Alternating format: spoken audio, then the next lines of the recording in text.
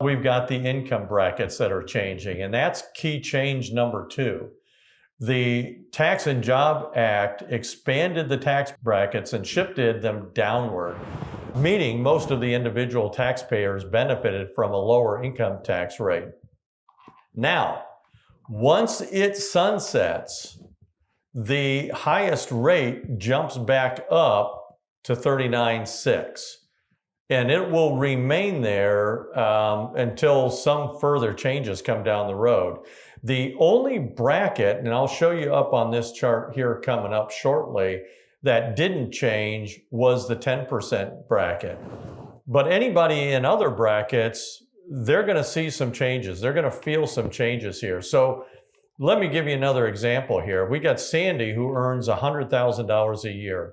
She currently falls under the 24% tax bracket under the current tax regime we have right now.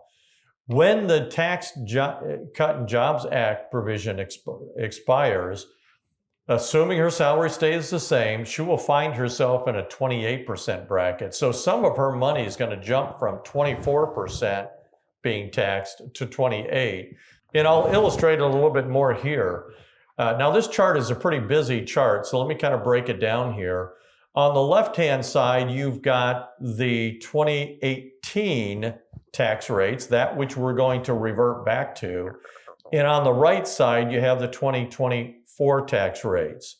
And the first thing to notice here is that all but one bracket changes and increases from a percentage standpoint. In other words, your 12% goes to 15, your 24 goes to 28.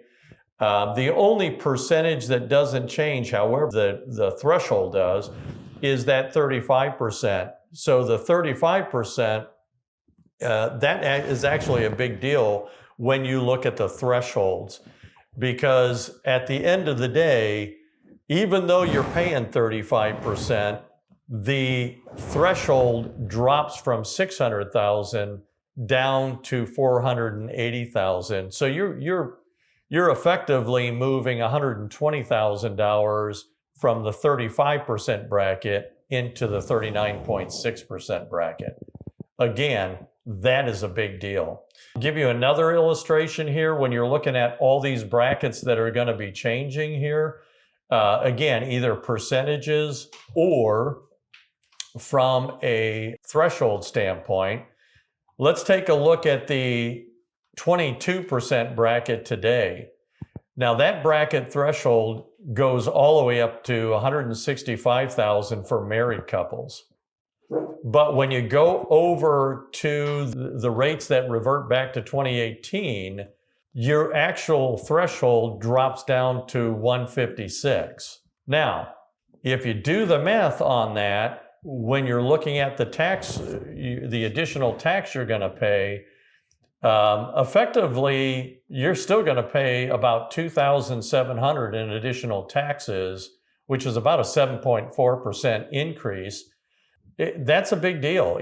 And again, we could do these calculations through the whole bracket structure here as the changes made. Probably the one that's going to be the biggest is going to be that top earner that drops from a $600,000 down to a $480,000, and in addition to that, their tax rate goes up 2.6%.